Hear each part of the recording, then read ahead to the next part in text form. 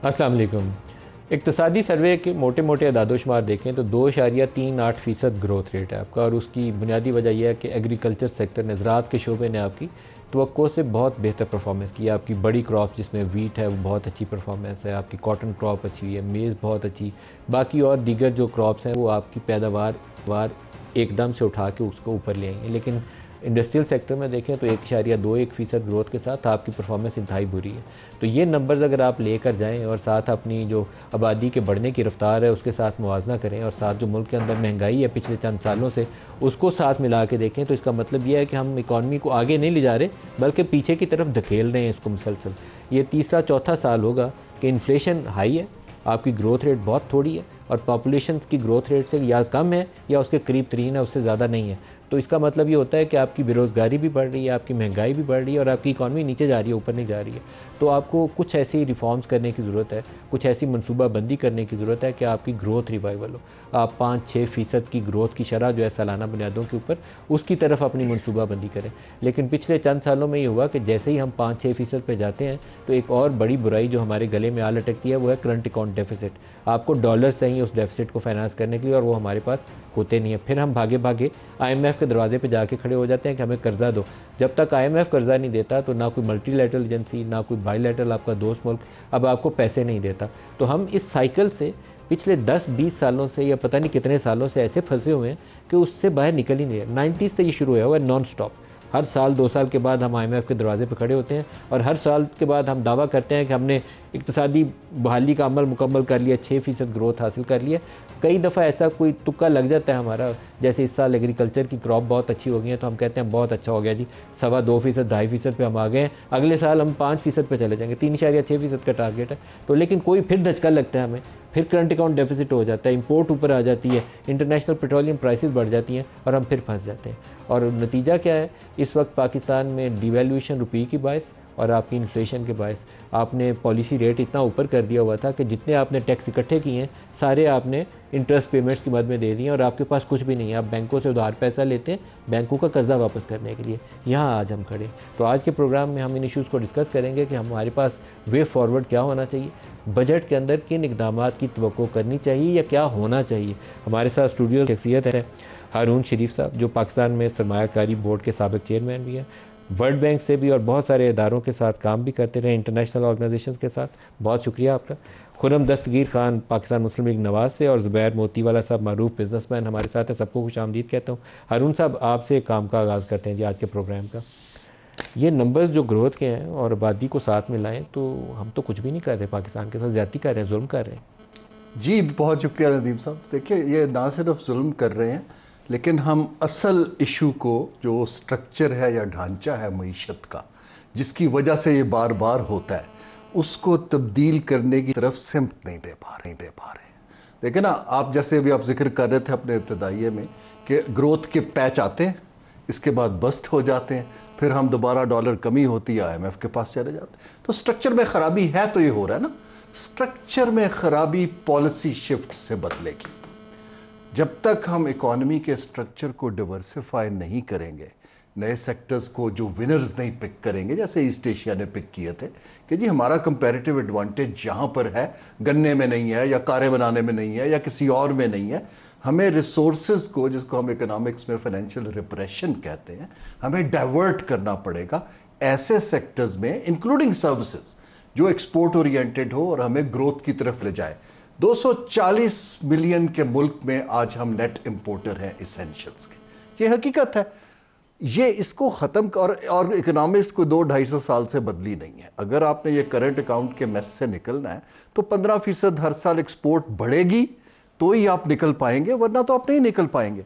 तो नदीम साहब, बात यह है कि एक तो पॉलिसी रिस्पॉन्स की ज़रूरत है, दूसरा कुछ लोगों को खड़े होने की ज़रूरत है जो प्रोटेक्ट किए जा रहे हैं कुछ कंस्टिट्यूएंसीज़ को, कि अब ये टाइम आ गया कि थोड़ा सा हम खड़े हों अपने इंटरेस्ट ग्रुप्स के ऊपर और उनको कहें कि भाई बहुत हो गया, you can not continue extracting. देखिए, हम कब से बहुत से एरियाज, मैंने आपको मिसालें दी, हम जैसे शुगर की इंडस्ट्री को सपोर्ट किए जा रहे हैं। अभी भी हमने 1.5 लाख उसको एक्सपोर्ट करने की इजाजत दी। हम हर साल शुगर ही बेचा रहे हैं। अच्छा, अभी भी हम वो ओल्ड आर्केक स्पोर्ट प्राइसिंग के मैकेनिज्म में बैठे हुए हैं। अभी भी हम यूरिया को आप देखें, हम सब्सिडाइज करते हैं। नाउ कंपेटिटिवनेस अगर लानी है तो हमें विनर्स पिक करने होंगे कि अब कैसे इनको compete किया जाए। मैं आजकल वर्ल्ड इकोनॉमिक फोरम के साथ एक कंपेटिटिवनेस पे काम कर रहा हूँ। वहाँ पर मैं देखता हूँ नंबर्स के कैसे हमारे कंपेटिटर्स ने, कैम्बोडिया ने, वियतनाम ने, बांग्लादेश ने तेज़ी से अपना ढांचा बदला है ताकि उनकी पॉपुलेशन को भी वो सर्व करे और वो बाहर भी एक्सपोर्ट कर सकें। अब 30 लाख बच्चे और बच्चियां लेबर मार्केट में आ रहे हैं हर साल, ठीक है। 2 या 3% ग्रोथ के ऊपर आप उनके मैक्सिमम 20% को एब्जॉर्ब कर पाएंगे। यही हो रहा है पाकिस्तान जी। बाकी लोग क्या करेंगे? देखें ना, आंसर कैश ट्रांसफर तो नहीं है सस्टेनेबल का। आपको इकोनॉमिक अपॉर्चुनिटीज अगर पैदा करनी है तो उसके लिए 5-6 मुश्किल फैसले खड़े होकर लेने पड़ेंगे और उसके अंदर कोई बुराई नहीं है, वो सही काम है। मेरे जो सियासी दोस्त हैं वो मेरे से बात करते हैं कि जी इसकी पॉलिटिकल कॉस्ट है। मैं उनसे काउंटर सवाल करता हूं कि पॉलिटिकल कॉस्ट किसने बनाई है? आपने एक पेटनेज का मॉडल बनाया हुआ है कि जी अगर हम इनको प्रोटेक्ट नहीं करेंगे तो हमें वोट नहीं मिलेंगे। अगर आप इसी मॉडल को तब्दील करें कि हमें परफॉर्मेंस पे वोट मिलेंगे, सड़कें बनाने पे नहीं मिलेंगे, ठेके देने पे नहीं मिलेंगे, तो वही कॉस्ट जो है वो सही इकदाम की तरफ चली जाएगी। अब मेरी तो एज ए पाकिस्तानी और एज एन इकोनॉमिस्ट जिन्हें दुनिया में काम की, मेरी तो तवक्को है कि बजट के अंदर 1-2 इकदामात ऐसे हों कि आप अपना खर्चा कम करके थोड़ा सा रिवाइवल ऑफ विनर्स की तरफ पैसा डालना शुरू करें। और पैसा खाली एलोकेट करना कोई कमाल नहीं है। देखें ना, उसको प्लान करना, not the way we planned IPPs and others, और उसको आगे इंप्लीमेंट करने के लिए डेलीगेट करना प्रोफेशनल्स को, वो आपका काम है। और मैं क्लोज करता जाऊं, एक फनी सी चीज है, मैं खुद बोर्ड ऑफ इन्वेस्टमेंट के अंदर कोई 5-6 दौरे कर चुका हूं इन्वेस्टमेंट के लिए। अगर आप पिछले 25 बरस के वजीर आजम और आंटूराज के सारे दौरों का खर्चा निकाल लें और ये देख लें कि इन्वेस्टमेंट कितनी आई, so I will rest my case there. Ashfaq Tola साहब भी हमें ज्वाइन कर रहे हैं। तोला साहब, आपको वेलकम भी करता हूँ। उनका मामला इस वक्त बड़ा इंटरेस्टिंग है। कहते हैं कि कुछ 9,500 से कुछ 12,500 या 12,900 अरब रुपये पे टैक्स टारगेट हमने कर देना है। कौन सा मैजिक होगा कि एकदम से इतनी बड़ी जंप आ जाएगी? क्या करेंगे हम ऐसा? जी बिस्मिल्लाहिर्रहमानिर्रहीम। नदीम, बात बहुत सीधी है कि अगर आप अपने टैक्स के निज़ाम को दुरुस्त कर लें तो आपकी जो सिस्टम में जो कैपेसिटी इस वक्त है वो 14 से 15 हज़ार बिलियन की है। और ये जो हमने लास्ट ईयर भी जब 9,000 बिलियन, मैं इनको कह रहा था कि बेस टारगेट रखो अपना, 9,400 नहीं था। और हमारी जो टैक्स रिफॉर्म्स की रिपोर्ट थी RRMC की, जिसमें 2.5 ट्रिलियन यहाँ पर मौजूद था, तो हमने कहा 9 प्लस 11.5 ट्रिलियन का उस वक्त हम टैक्स इकट्ठा कर सकते थे अगर वो पूरी रिपोर्ट मिनो-वन अगर उसको इम्प्लीमेंट आप करवा देते। मगर वहाँ पॉलिटिकल इकोनॉमी इतनी वास्ट है हमारी कि वो हम नहीं कर सके, और उल्टा यानी कि हम उनमें से चीज़ों को हमने एलिमिनेट करके अपनी इकोनॉमी को सफोकेट कर दिया। आज उनमें से 2 चीज़ें ले रहे हैं, मिनिमम टैक्स ऑन एक्सपोर्टर और जो दुकानदारों से विदहोल्डिंग टैक्स की मद में जो हम 1% करते हैं 2.5% कर रहे हैं। इन दोनों को मिला के मेरे हिसाब से 750 बिलियन का टैक्स जनरेट कर सकते थे लास्ट ईयर भी। और 1-2 लोगों की रेड लाइन आ गई थी, किसी एक पॉलिसी इंस्टीट्यूशन में जाके कोई लॉबिंग शुरू कर दी और उन्होंने अपने मामला ठीक करा लिए। तो ये चीज़ें और कुछ हमारे पॉलिटिकल इश्यूज थे जो कि मिनिमम एसेट टैक्स पे हम चाह रहे थे कि एग्रीकल्चर लोगों को हम, या जो आपके जो रियल एस्टेट वाले हैं, इनको सबको हम ले आके उस टैक्स की मद में लेके आए ताकि इक्विटी टैक्स में क्रिएट हो। तो 12,900 इज नॉट अ प्रॉब्लम। तो तोला साहब, आपके ख्याल में रियल एस्टेट सेक्टर में और ये रिटेल सेक्टर, 2 एरियाज बार बार डिस्कस होते हैं, इनमें कितना पोटेंशियल है जो हम टैक्स ले सकते हैं? देखिए, मिनिमम रियल एस्टेट का मैं अभी आपको अंदाजे के साथ इसलिए नहीं कह सकता कि आपके पास कोई डॉक्यूमेंटेड चीज है ही नहीं। रिटेलर के में मेरे पास डॉक्यूमेंटेड एक चीज थी कि आपकी जो सेल्स टैक्स की इनवॉइसेस करती थी और जितने टैक्सेस नहीं लगते थे वो मेरे पास इनवॉइसेस थी, तो वो 27.5 ट्रिलियन रुपीस की थी। इसमें अगर मैं 1% इनकम टैक्स ले लेता, जो कि रिटेलर एग्री करके थे, तो मुझे 25 से 27.5 बिलियन 250 से 270 बिलियन आ सकता था। और अब अगर मैं उसको इन्फ्लेशनरी एडजस्टमेंट के साथ लूँ तो 300-350 बिलियन आराम से आ जाएगा। वहां तक तो मैं ठीक हूँ। दूसरा, अगर आप रियल एस्टेट में देखें तो उसके डायनामिक्स डिफरेंट हैं। उसकी देखें, एक तो फाइलें बिकती हैं, एक आपका रेट का डिफरेंस है, एक आपका DC रेट है, एक आपका FBR रेट है, एक आपका मार्केट रेट है। दूसरा, आपके पास जो सूबों के डिफरेंट कैरेक्टरिस्टिक और डिफरेंट डिफरेंट टैक्सेस हैं, तो वहां से ये अंदाजा लगाना कि रियल स्टेट से कितना टैक्स आ सकता है इज वेरी डिफिकल्ट। हाँ मैं ये जरूर कह सकता हूँ कि अगर आपको ट्रू पोटेंशियल रियल एस्टेट की देखनी है तो आपने एक काम करना पड़ेगा कि आपको टैक्स, जो आपके सूबाई टैक्सेस हैं और जो आपके फेडरल टैक्सेस हैं, उनको कम करना पड़ेगा और आपकी इनकी वैल्यू बढ़ानी पड़ेगी। लोगों को आप चांस है कि वो निकालें, और जब आप कोई नई स्कीम लेके आए तो stage at the stage of approval हमने ये एक अंदाजा लगाया था। जुबैर मोतीवाला साहब से भी पूछते हैं। जुबैर साहब, आप कारोबारी बरादरी को आप रिप्रेजेंट करते हैं, कारोबारी बरादरी कारोबार करेगी, बरामदात करेगी, बिजनेस फैलाएगी तो टैक्स इकट्ठा होंगे। क्या किया जाए कि टैक्स भी इकट्ठा हो और कारोबार भी चले, और ख़ास तौर पर पाकिस्तान से बरामदात तो ज़रूर बढ़ें, जिसकी ना बढ़ने की वजह से हम बार बार दुनिया के सामने भिखारी बन के जाते हैं। एक एक दो दो अरब डॉलर मांगने के लिए पूरी हमारी टॉप टियर जो है, कभी सऊदी अरब खड़ी होती है, कभी कतर, कभी यूएई, कभी चाइना, 1-2 अरब डॉलर की खातिर। देखिए नदीम साहब, एक्सपोर्ट बढ़ाना जो है ना, वो ऐसे ही है जैसे आपको पानी की जरूरत है। अगर पानी नहीं है तो पानी के बगैर आप मर जाएंगे। इस वक्त जो पोजीशन पाकिस्तान की है, इसमें और कोई चारा नहीं है कि हम एक्सपोर्ट बढ़ाएं, होम रेमिटेंसेस को बढ़ाएं और इंपोर्ट को कम करें। तीसरा मतलब कोई ना ये रॉकेट साइंस है, ना किसी को समझने की जरूरत है। अब इसको करने के लिए आपको क्या करना पड़ेगा?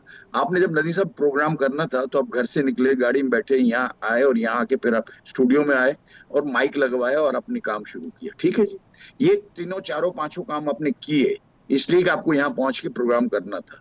इंडस्ट्री को अगर आपने बढ़ाना है, चाहे वो इंपोर्ट सब्स्टिट्यूट इंडस्ट्री हो या एक्सपोर्ट की इंडस्ट्री हो, इसके लिए भी 4-5 काम लाजिम व मलजूम है। आप इंडस्ट्री हवा में नहीं लगती। आज दुनिया इज अ ग्लोबल विलेज। मेरे को यहाँ नफा नहीं होगा, जहाँ नफा होगा मैं वहां लगा दूंगा, मुझे कोई फर्क नहीं पड़ता, इसलिए कि पैसा मेरे पास है and it trickles down anywhere I want to go. अब पाकिस्तान में जो सूरत हाल है, वो हमको चाहिए कंड्यूसिव एटमॉस्फेयर, इनेबलिंग एटमॉस्फेयर। ये दोनों चीजें हमें चाहिए और इसके अंदर इसके दो शाखें हैं।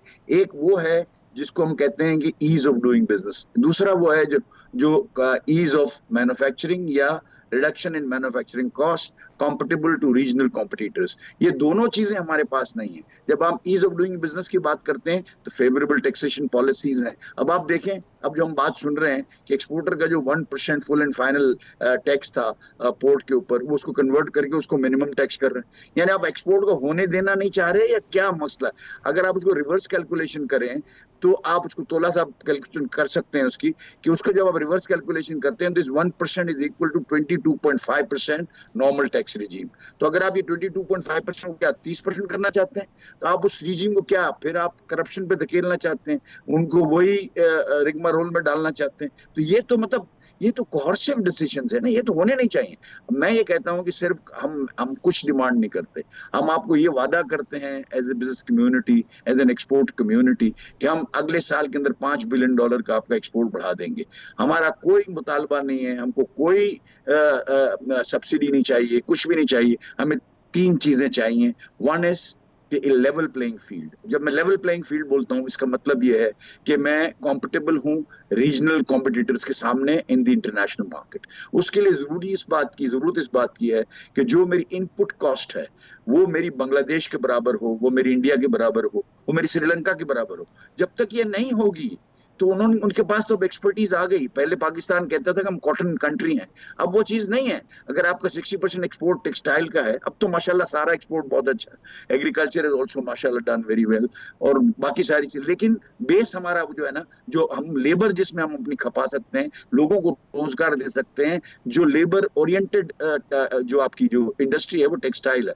आप उसके अंदर अगर आप 137% गैस के रेट बढ़ा देंगे, 3 गुना अगर आप इलेक्ट्रिसिटी की प्राइसेस कर देंगे, तो आप मुझे बताएं कि वेयर वी शुड गो। हम कुछ नहीं मांगते, हम सिर्फ ये चाहते हैं कि जो मेरे कॉम्पिटिटर की इनपुट कॉस्ट है वो मेरी हो जाए, जो कॉम्पिटिटर के पास ease of doing business Khurram साहब को भी शामिल कर लें। खुरम साहब, आप तो तजारत के वजीर भी रहे हैं, शायद ये वाहिद एरिया ऐसा है जो पाकिस्तान को इस वक्त बचाने के लिए सबसे ज़्यादा हम रोल अदा कर सकता है। अगर आप 30 अरब डॉलर को किसी तरीके से 50-55 अरब डॉलर में अगले 3-4-5 सालों में ले जाएं, 5 सालों में ले जाएं, 7 सालों में ले जाएं 55 अरब डॉलर पे, तो पाकिस्तान एकदम से उस क्राइसिस से निकल जाता है जिसमें हम पिछले कई सालों से फंसे हुए हैं। बांग्लादेश ने किया है, बांग्लादेश पहुंच गया 50-55 पे, हम नहीं पहुंच पाए।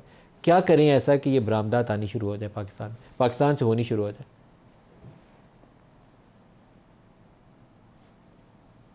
बहुत शुक्रिया नदीम साहब। पहले तो एक थोड़ा सा हमें अल्लाह का शुक्र अदा करना चाहिए कि महंगाई की अगर कमर नहीं तो कम से कम एक टांग टूट गई है। और जो किलिंग और तबाहकुन महंगाई थी चंद माह पहले तक, अब वो नहीं है। तो लिहाजा 11.8% की जो रेट आया है मई में, उसमें हम सबको कुछ इत्मीनान का इजहार करना चाहिए कि पाकिस्तान की आवाम को करियाने की दुकान पे कुछ रिलीफ मिलना शुरू हुआ है एशियाई खुर्दनोश में। और उसका एक डायरेक्ट रिलीफ कल स्टेट बैंक ने भी दिया, जिसमें उन्होंने 150 बेसिस पॉइंट्स की कमी की है। उससे जो डेट बर्डन है पाकिस्तान का, उसमें भी कमी आएगी और बिजनेसेस को भी बहुत ज्यादा, लेकिन थोड़ा सा जो है सांस आने की तवक्को है। दूसरी जो स्टेबिलिटी है वो हम देख रहे हैं कि पाकिस्तान ने भी रिसेंटली $1 बिलियन की जो रीपेमेंट करनी है, वो पाकिस्तान बिल्कुल अच्छी पोजीशन में है और कोई उसके लिए सरासीनी और कोई तलातम नहीं क्रिएट हुआ। और उसकी वजह यही है कि हमारा जो करंट अकाउंट डेफिसिट है वो बड़ा एक इत्मीनान बख्श सूरत हाल है, बड़ी कम होता है पाकिस्तान की तारीख में। लिहाजा उसकी वजह से भी हमें जो है वो रिलीफ है। और आने वाले दिनों में जो कल बजट जिसका ऐलान होगा, आपने आगाज किया एक्सपोर्ट से, लेकिन इससे जो तफसीलात हैं उस पर बहुत सैर हासिल गुफ्तगू हारून साहब ने की है, जुबैर साहब ने भी की है, तोला साहब ने भी की है। लेकिन जो मैं तवक्को कर रहा हूँ और समझ रहा हूँ, इसका कुछ इशारा आज वजीर खजाना ने अपनी प्रेस कॉन्फ्रेंस में भी दिया कि कुछ असूल रहनुमा हमें तय करने हैं जो कि मुआशी नहीं है। पहली तो बात यह है कि जुर्रत चाहिए उन तमाम वेस्टेड इंटरेस्ट्स के चुंगल से बाहर निकलने के लिए जिन्होंने पाकिस्तान को जकड़ के रखा हुआ। और मैं ये तवक्को कर रहा हूँ कि कल उसकी एक झलक हमें बजट में नजर आएगी, और सिर्फ एक सेक्टर में नहीं है, वो हर सेक्टर में। दूसरा ये है कि एक पाकिस्तान की इकोनॉमी का जो स्ट्रक्चर है, जिसके अंदर हम बात करते हैं कि $30 अरब की एक्सपोर्ट है, तो लिहाजा उसकी जो डाइवर्सिफिकेशन है उसमें हमें एक क्लैरिटी अभी तक इकोनॉमिस्ट की तरफ से नहीं आई कि सरकार ने क्या करना है इस बारे में। क्या हमें टैक्स की जो शरह है सर्टन सेक्टर्स पे वो कम करनी होगी, क्या सब्सिडी देनी होगी, किस तरह इनकरेज करें। बार बार जिक्र होता है आईटी सर्विसेज का, उसमें अगर हमने एक मैसिव बूस्ट लेकर आना है तो उसका क्या तरीकेकार होगा। तो एक तो जुर्रत चाहिए जी वेस्टेड इंटरेस्ट से जान छुड़ाने के लिए।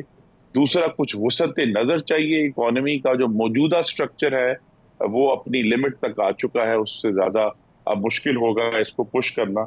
और तीसरा जो है वो एक पुराना एजेंडा है जिस पर हमें जाना है, वो है मुआशरत की लिबरलाइजेशन।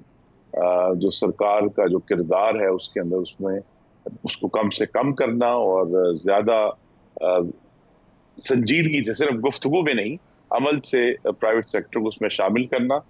और ओवरऑल साहब आपके ख्याल में क्या नई सरमायाकारी के बगैर पाकिस्तान जो माजी है उससे हमें उसमें ख्वातिर खा इजाफा मुमकिन है? क्योंकि मेरा ख्याल है कि हम जहाँ फंस गए हुए हैं ना, इससे ज़्यादा हमारे पास एक्सपोर्ट पोटेंशियल है ही नहीं है।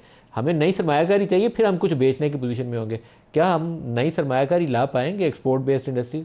जी आप बिल्कुल दुरुस्त कह रहे हैं। देखिए यहाँ हमने ये देखा है कि मुख्तलिफ हुकूमतों ने कोशिश की है, ये नहीं कोशिश नहीं की, और एक्सपोर्टर्स को फैसिलिटेट करने की कोशिश की, एनकरेज किया कि वो नई मशीनरी लेकर आए। कुछ नई मशीनरी आई भी, लेकिन बहुत सारा वो पैसा आपको मालूम है कि रियल एस्टेट में जाके वो बड़ी बड़ी रियल एस्टेट स्कीमें लग गई। ये मैं इस सदी के आगाज की बात कर रहा हूँ, पहला जो दिहाई थी हमारी उसमें। तो लिहाजा यहाँ जो एक मेटा चैलेंज है, मैं ये बात इसलिए कर रहा हूँ कि मैंने अब अल्लाह ताला की करम से बेशुमार 15 साल बजट बनाते हुए उस पर तनकीद करते हुए, उसको डिफेंड करते हुए एक इशू जिस पे तवज्जो करनी है और उसका बजट से ताल्लुक नहीं है, वो ये है कि रियासत पाकिस्तान की जो इस्तेदाद है अपनी पॉलिसियों पर अमल दरामद करने की। हम तोला साहब, मैं या मोतीवाला साहब बैठे हैं, हारून साहब बैठे हैं, हम बेहतरीन पॉलिसीज दे सकते हैं, लेकिन जिस स्ट्रक्चर ने उन्हें इंप्लीमेंट करना है, असल में मलिक साहब वो जंग आलूद हो चुका है। तो उस स्ट्रक्चर के ऊपर भी गौर करना है। हम जितना मर्जी बेहतर टैक्स पॉलिसी डिवाइस कर लें, एफडीआर के अंदर और ये शहबाज शरीफ साहब के सामने, वजीर दाखिला, वजीर खजाना के सामने बहुत बड़ा चैलेंज है कि एफडीआर का स्ट्रक्चर कैसे चेंज करना है। कस्टम्स की इस वक्त सूरत हाल है, मुख्तलिफ पोर्ट्स को कैसे चेंज करना है, क्योंकि जो असल चीज जिसने हमें परेशान किया हुआ है कि वो हमारी जो रियासत के जो इदारे हैं, उनके जो तरीकेकार हैं, वो मुकम्मल तौर पर मतरूक हो चुके हैं दुनिया के मुकाबले में, जिसकी वजह से फिर हम कहते हैं कि हम वो नताइज हासिल नहीं कर पा रहे, या वेस्टेड इंटरेस्ट का जो रोल है वो इतना गहरा हो चुका है मुख्तलिफ वजारतों में कि वहां हम नताइज हासिल नहीं कर पा रहे। तो शहबाज शरीफ साहब के लिए, वजीर खजाना के लिए ये बहुत बड़ा चैलेंज है कि वो इसकी जुर्रत से आगे बढ़ेंगे।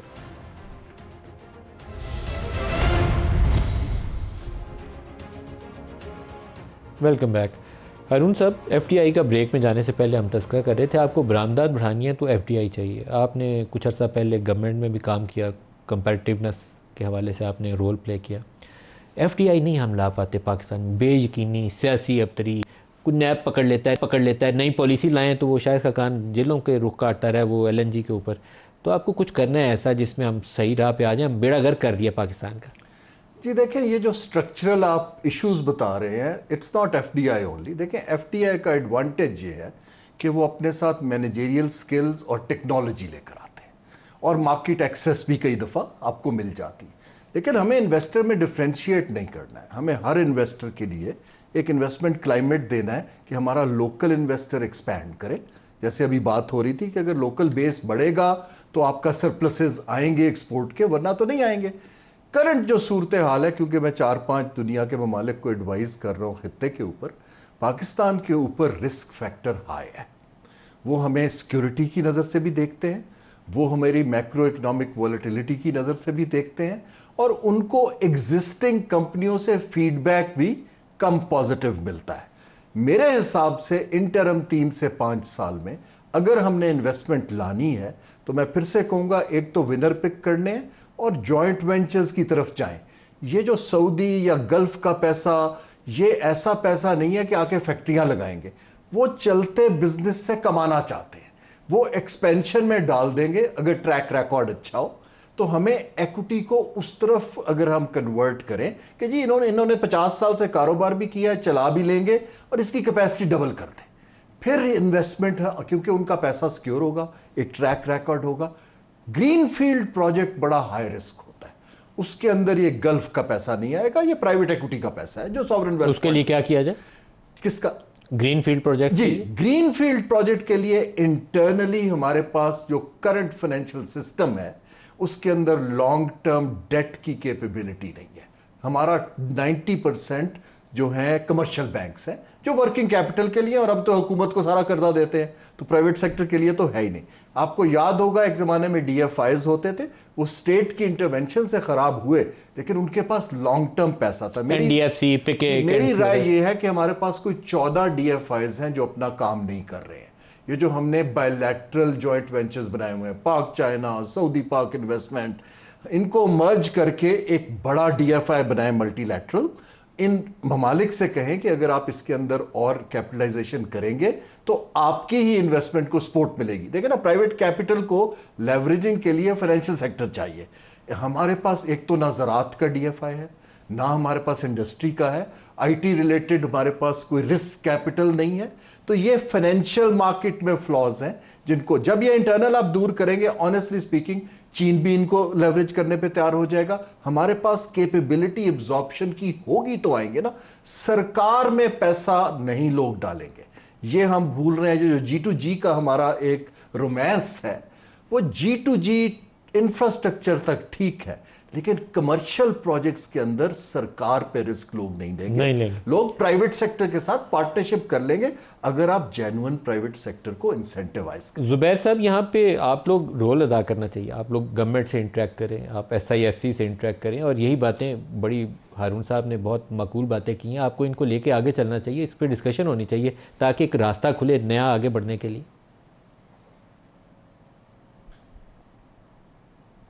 देखें, SIFC से हमारी बहुत मीटिंगें हुई हैं, और अभी जो उन्होंने एग्रीकल्चर पे जो कमेटी बनाई है उसका मैं मेंबर भी हूँ। They are trying the level best कि जो है ना, जो चोलिस्तान के अलावा जो जहाँ जमीन है वहाँ उसको जो है ना वो कल्टीवेशन में लाया जाए। कोई एक आध फसल उन्होंने हार्वेस्ट भी की है, दैट इज बीइंग डन। लेकिन ये शॉर्ट टर्म नहीं है। अभी जो हमारा मुल्क है वो शॉर्ट टर्म पे है, और शॉर्ट टर्म में मेरे ख्याल से दो ही चीजें निकाल सकती हैं। आई एग्री विद हारून साहब। एक, पहली भी चीज तो वो आईटी सेक्टर है। आईटी सेक्टर की जो प्रॉब्लम्स हैं उनको हम रिजॉल्व नहीं करते। आईटी सेक्टर सिर्फ $3 बिलियन पर पहुंचेगा। जो एक्चुअल अमाउंट है मेरे हिसाब से वो $7 से $8 बिलियन है। जो फ्रीलांसर्स जो हैं और जो कंपनियां हैं, उन्होंने बाहर कंपनियां रखी हुई हैं, वो क्रेडिट कार्ड इनकैशमेंट की जो टैक्स है उसका प्रॉब्लम उनके पास है। उसको अगर हम रिजॉल्व करें तो फौरी तौर पर ये कंपनियां यहाँ आ सकती हैं, the patriotic citizen. But problem ये है कि पेट्रोटिज्म की भी एक प्राइस होती है। वहां उनके उनके प्रॉब्लम सॉल्व करें, उनको सपोर्ट करें। फिर उनके बाद ये जो कॉल सेंटर्स वाले जो यहाँ आके कर सकते हैं बड़े इंडिया का अगर 300 बिलियन का एक्सपोर्ट है तो उनकी पॉलिसी हम क्यों नहीं पढ़ते? उनकी पढ़नी चाहिए कि उनको वो फैसिलिटी क्या देते हैं आईटी सेक्टर्स को। इसके बाद आप देखें प्रोग्राम डेवलपमेंट है, इवन गेम्स डेवलपमेंट इतना बड़ा सेक्टर है कि सऊदी अरब की जो गेमिंग डेवलपर्स जो हैं जो आईटी पे करते हैं उनको हेड करते हैं MBS। The chairman of that board is MBS। तो ये इंटरेस्ट की लेवल है जो हम जो है ना यहाँ नहीं देखते। हम ही समझते हैं आईटी की कैसे। IT is the fastest thing which you can do. Second thing is of course agriculture. Agriculture में आप कहेंगे हमारे पास एक्सपोर्ट सरप्लस नहीं है। मैं उसके लिए कहता हूँ कि एक्सपोर्ट सरप्लस की जरूरत है, लेकिन अब देखें राइस के अंदर वी वर बम्पर क्रॉप।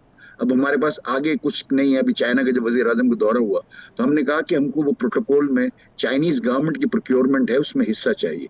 वो जब तक वो नहीं मिलेगा तो हम उसको जो है ना राइस की एक्सपोर्ट में बहुत बढ़ा ली। इंशाल्लाह ताला 3.94 बिलियन हो जाएगा। It will be about 60% more than the previous year, more than 60% मोर। तो ये हमने अच्छा अभी देखें काम करते हैं तो होता है। सेसमे सीड जो कहीं नहीं था, $30-40 मिलियन होता था, इस साल इंशाल्लाह $480 मिलियन हो जाएगा। एक्वा के अंदर हमारे साथ जो है ना वही इनफरादी सलूक है। 11% ड्यूटी हम पर है और इंडिया पर जो है ना 0 है। हमने चाइनीज से सारी हमको एंगेज करना पड़ेगा अपने आप को ये सारी चीजें करने के लिए, क्योंकि अगर हम समझते हैं कि हमारी प्रायोरिटीज ये हैं कि हम जो है ना जो रनिंग एक्सपोर्ट सेक्टर है उसको अगर हम फैसिलिटेट नहीं करना चाहते किसी भी वजह से, कोई पॉलिटिकल विल है या कोई और चीज है, तो फिर हमने इन सेक्टर्स को लाइव करना पड़ेगा। लेकिन पहली जो जरूरत है वो हमारे यहाँ दो हमारे काम है। एक तो हमें डॉलर्स चाहिए, एक हमने अपनी पॉपुलेशन जिसकी ग्रोथ 3.5% है उसको काम पे लगाना है। इन दोनों के लिए वो इंडस्ट्री हमने लगानी है जो लेबर को खपा सके, जो हमारी लोगों को खाना दे सके। उन इंडस्ट्री को चलाने के लिए जिन चीजों की जरूरत है उन चीजों को भी तो हमें लाना है। वो फैसिलिटेशन भी चाहिए। हम जब बाहर जाते हैं और बात करते हैं इन्वेस्टमेंट की तो वो लॉ एंड ऑर्डर की बात करते हैं, वो कंप्लायंस की बात करते हैं, वो कार्गो हैंडलिंग की बात करते हैं, वो लॉजिस्टिक्स की बात करते हैं। मतलब जब आप अगले स्टेज पे पहुंचते हैं वो इंश्योरेंस प्रीमियम की बात करते हैं when they come to Pakistan, दूसरे मुल्कों के मुकाबले में ज्यादा है।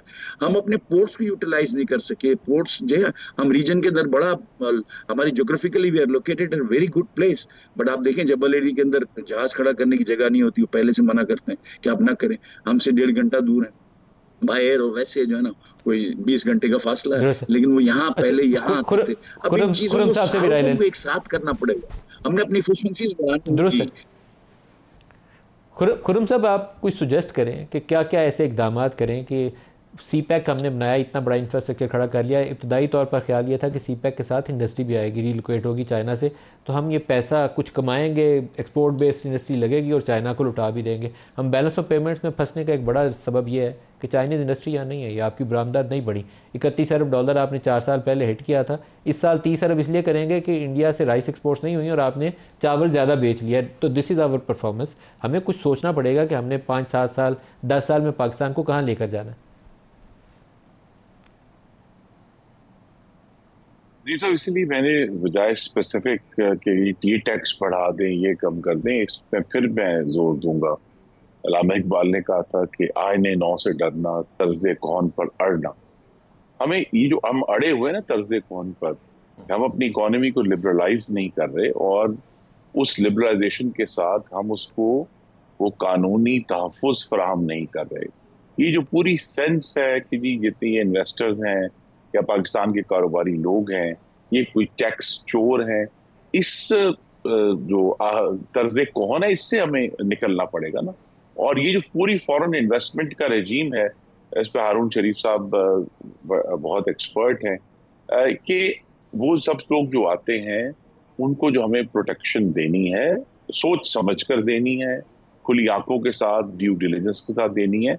लेकिन एक दफा जब दे देनी है तो फिर हमें उसका तहफ़्फ़ुज़ करना है, हम उसको तब्दील नहीं कर सकते। तो पाकिस्तान में जिस तरह का एक लॉन्ग टर्म लिबरलाइजेशन, एक लॉन्ग टर्म जो सिक्योरिटी ऑफ कॉन्ट्रैक्ट जो है वो हमें हासिल करनी है।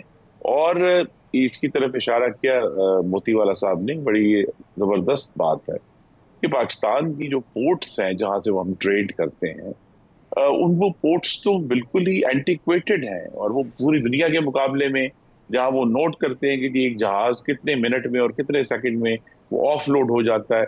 तो हमें भी अपने ये जो ट्रेड का इंफ्रास्ट्रक्चर है इसमें भी इन्वेस्ट, अगर किसी इंफ्रास्ट्रक्चर में इन्वेस्ट करना है प्रायोरिटी के ऊपर, तो अपने ट्रेड इंफ्रास्ट्रक्चर के ऊपर इन्वेस्ट करना है, अपनी पोर्ट्स पे इन्वेस्ट करना है कि वहां जो पूरा निजाम है उसके अंदर जो है वो कस्टम्स का जो पूरा एक खराबी है उसको भी ठीक करना है, जो हमें टेक्नोलॉजी चाहिए उसको भी ठीक करना है, और एक जो ट्रस्ट प्रोड्यूस करना। ट्रस्ट जो है वो किसी टैक्स नंबर के ऊपर फोकस नहीं है, वो जो ट्रस्ट है वो हुकूमत की अपनी इस्तेदाद से और जिस चीज का ऐलान करें उस पर सख्ती से अमल दरामद से आएगा। मसलन IT का यहाँ जिक्र हुआ, अगर उस हमारे पाकिस्तान का निज़ाम हम ठीक हो जाए और लोगों को ये ट्रस्ट हो जाए कि वो जो जितनी भी उनको आमदनी हो रही है IT सर्विसेज से वो पाकिस्तान में पूरी लेकर आए, तो उसमें अल्लाह ताला ने बड़ा करम किया हुआ है। स्काई इज द लिमिट, बहुत ज्यादा पाकिस्तान को फायदा हो सकता है। लेकिन यहाँ हम चूंकि एक बड़े ही जंग आलूद निजाम के साथ अपनी इकोनॉमी को बेहतर करने की कोशिश कर रहे हैं, और यही सबसे बड़ा चैलेंज है। इससे कतई नजर की 35% रेट होना चाहिए कि 40 होना चाहिए, कि हम अपना जो मैकेनिज्म्स ऑफ गवर्नेंस हैं, इकोनॉमिक गवर्नेंस के खास तौर पे, अगर उसको हम मॉडर्नाइज कर लेंगे। और जो एक चीज रह गई जिस पर हमें जरूर फोकस करना चाहिए कि पाकिस्तान की इकोनॉमी पे बहुत बड़ा का एक हमारा एसेट भी है, लेकिन उस पर बहुत बड़ा बोझ भी है कि जब तक हम अपनी ज़राअत के निज़ाम में जदीदियत नहीं लेकर आते, और ये वो काम है जो अगले 2 या 3 साल में बहुत बड़े डिविडेंड हमें दे सकता है।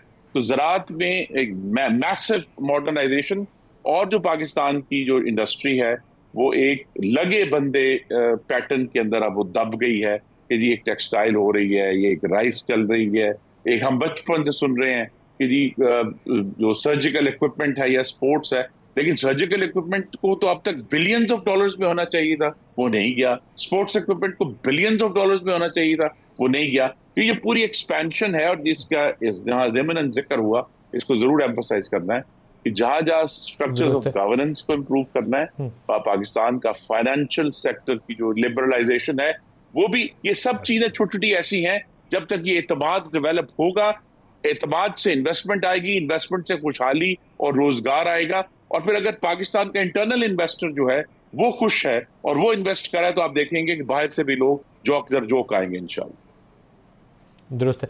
हारून साहब, IT सेक्टर की बरामदात का जिक्र हुआ, बहुत पोटेंशियल है पाकिस्तान में, लेकिन हम कर क्या रहे हैं? कोई 90% वो बच्चे पढ़ा के BSc करके निकलते हैं जो बाद में इंडस्ट्री के लिए एम्प्लॉयबल नहीं है। ये स्टेट बैंक की रिपोर्ट है। 3-4 आपकी बड़ी यूनिवर्सिटियाँ, नस्ट, फास्ट है, लम्स है, IB है, उसके बच्चे तो ठीक हैं, बाकी प्राइवेट सेक्टर पे आपका क्वालिटी कंट्रोल ही नहीं है। तो HEC जिसका ये काम होना चाहिए था कि उनको क्या पढ़ाया जा रहा है, क्या artificial intelligence, machine learning, deep learning और पता नहीं रोबोटिक्स कौन कौन सी चीज़ें आ गई हैं, उसके ऊपर फोकस है, या उनका टाइम ज़ाया कर रहे हैं आप? वही वो 4 ज़्यादा और के सब्जेक्ट्स हैं, ये फोकस सही इसके ऊपर है कि नहीं है? आप खुदा का खौफ करें, इन बच्चों को इस तरह तो ट्रेन करें कि दुनिया सारी इनको देखे कि ये बच्चे इतने ट्रेन है पाकिस्तान के, और वो हैं इस काबिल कि अगर हम उनको सही पढ़ाएं तो दुनिया सारी में मांग होगी। जी, जितनी हमारी बड़ी IT की कंपनीज हैं, सिस्टम्स लिमिटेड है या दूसरे, वो इन बच्चों को पहले साल खुद ट्रेन करते हैं, सारे ही तकरीबन ट्रेन करते हैं, क्योंकि universities are incapable of doing that. ये अनफॉर्चुनेट है जी, अनफॉर्चुनेट भी है, लेकिन हमें इस वक्त एक जो मिडल मैन चाहिए जो 1 सेमेस्टर या 2 सेमेस्टर पिक कर लें और उनको मार्केटेबल बनाने की कोशिश करें, लोकल मार्केट के लिए भी, बाहर भी। इंडस्ट्रियल लिंकेजेस भी तो डेवलप जी, लिंकेजेस की प्राइवेट सेक्टर की बात कर रहा हूँ, ये प्राइवेट सेक्टर करेगा। एक तो जो खुर्रम साहब लिबरलाइज की बात कर रहे हैं, the first step is deregulate. Islamabad का काम कारोबार चलाना नहीं है, सो अगर आप इदारे मजबूत करेंगे और उनके ऊपर ऐसे लोगों को बिठाएंगे जिनको मार्केट ट्रस्ट करती हो और वो सीजनड हो, तो एतबार बढ़ना शुरू होगा। अगर वही वजीर जिसने 1-2 साल में चेंज हो जाना है या सेक्रेटरी ने, तो वहां पर तो एतमाद नहीं आएगा। मैं एक क्विक आईटी पे स्टेटमेंट देता हूं। मैं जब हुआवे के चेयरमैन को मिला तो मैंने बड़ा समझाया लोगों को कि उनसे क्या बात करनी है, लेकिन फिर वो पर्ची आ जाती है तो हम यहाँ आके मोबाइल फोन क्यों नहीं बनाते। उन्होंने कहा कि 1 मिलियन मोबाइल फोन बनाने के लिए मुझे 8 लोग चाहिए। मेरे हिसाब से 8 लोग मैं यहां भी ढूंढ लूंगा। अगर आप चाहते हैं कि मैं कारोबार आपके मुल्क में लेके आऊं, मुझे आप हर साल 200 मैथमेटिक्स के पीएचडी दीजिए और मैं यूनिवर्सिटी बताऊंगा रशिया में और फ्रांस में कहां के पढ़े हो। आप वो दें, क्योंकि मेरा फ्यूचर आर्टिफिशियल इंटेलिजेंस है। मैं कारोबार आपके पास शिफ्ट करना शुरू कर दूं, क्योंकि आपके लोग चीन से अभी भी 3 गुना सस्ते हैं। तो हमें कुछ थोड़ा सा इन चीज़ों पे जो बिग है, सिंगापुर जो है आईटी एक्सपोर्ट्स में देखिए कहां से कहां $300 बिलियन पे चला गया। ये फंडामेंटल है जो तो आपने ये बहुत इंपॉर्टेंट है जो आपने बात कही। हम अभी भी बड़ा खुश होते हैं कि असेंबलिंग यूनिट जो प्लांट यहाँ लगा है एक मोबाइल का, हमने बड़ी तीर मारी है। मैन्युफैक्चरिंग कहते हैं, उसको मैन्युफैक्चरिंग कहते हैं। हालांकि हम पेज कसते हैं और चीज़ें बाहर से आती हैं अनफॉर्चुनेटली। बजट में उम्मीद की जानी चाहिए कि औरंगज़ेब साहब प्राइवेट सेक्टर से हम लाए हैं, तो वो बातें जो हारून साहब कह रहे हैं, खुरम साहब, ज़ुबैर साहब कह रहे हैं, तो उनको इन बातों का पता भी होगा, इदराक भी होगा कि इंडस्ट्री को और पाकिस्तान को किन चीज़ों की ज़रूरत है। और अगर सिर्फ पुरानी 10-20 साल से जो पॉलिसी चल रही है उसी की कंटिन्यूशन देनी है, तो फिर औरंगज़ेब साहब का इम्पैक्ट नहीं आएगा, ना बजट के अंदर तब्दीली आएगी। आज के प्रोग्राम से इतना इजाज़त दीजिए। अल्लाह हाफ़िज़।